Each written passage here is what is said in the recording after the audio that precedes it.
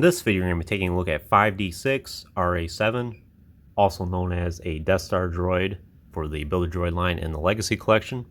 This droid is just a straight repaint of the other Death Star droid I reviewed previously, this one right here.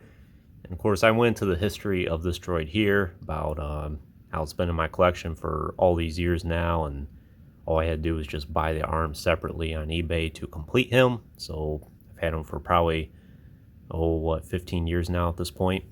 But this droid here I've only had for about a year.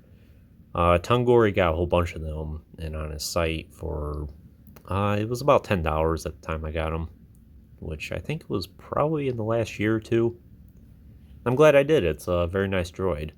Nothing more I could tell about this compared to the review I did previously for this guy,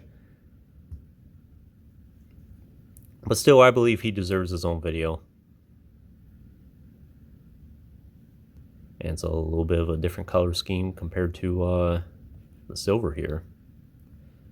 So I do distinctively recall seeing this droid in A New Hope on the Death Star, and it's at the scene where Han and Luke are with Chewbacca in the Stormtrooper disguises, and they're about to get on the elevator, and you see this droid walk past in the background, I think at this angle.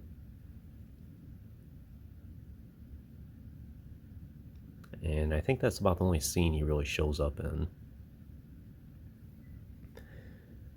So you can see he has a nice black color scheme all around, and it's pretty consistent. There's a little bit of gray here where the wires would be exposed.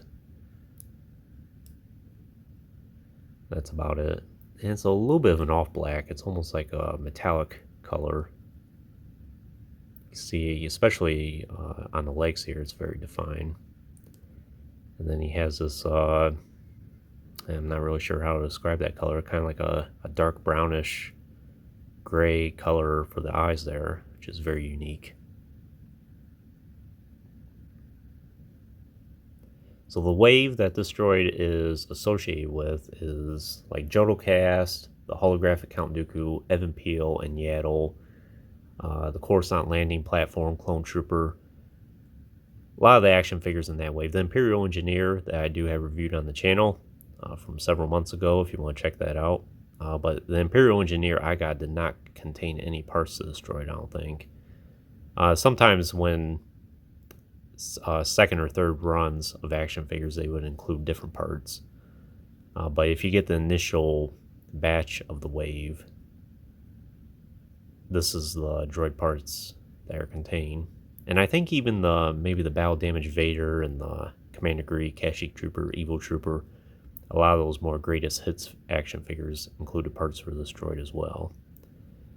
So he's relatively easy to complete if you wanted to, and it's a very desirable wave. All the action figures in it are great.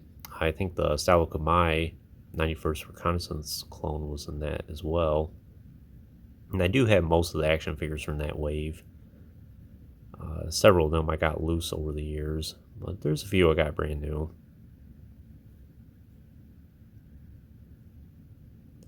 And of course the articulation is standard, swivel at the neck, swivel shoulders, hinged elbows, and nothing in the wrist. And the joint the torso, swivel hips, hinge knees, and yeah, that's it. Of course, no accessories of any kind, but he doesn't really need any.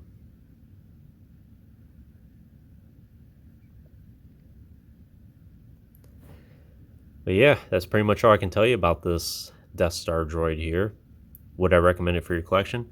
I would recommend both of these. Of course, I'm the biggest fan of this guy because he's been along for the ride in my collection for all these years.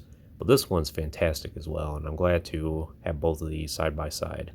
I don't think there's any other Build-A-Droid action figures that share this mold. I think these are the only two Death Star droids that you can get.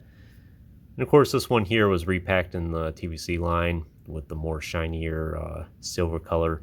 This one, as far as I know, has not been repacked in any way, shape, or form. But as far as I could tell, you can get on eBay, and he's fairly affordable. And like I said, Tungori got these in a couple years ago, and I only paid about $10 for him, which I think is a very fair price. And I don't think the prices on eBay are too much more than that. So it's a very nice droid to add to your collection. These two look great side by side. And we'll bring out one more here as well. Another Imperial droid. They all look good together. But anyways, that concludes this review. I hope you enjoyed it. Stay tuned for plenty more reviews in the future. There will always be more to come. If you haven't already, please like the video and subscribe to the channel. I always appreciate all your support. And check out some links in the description if you haven't done so already. As always, thanks for watching.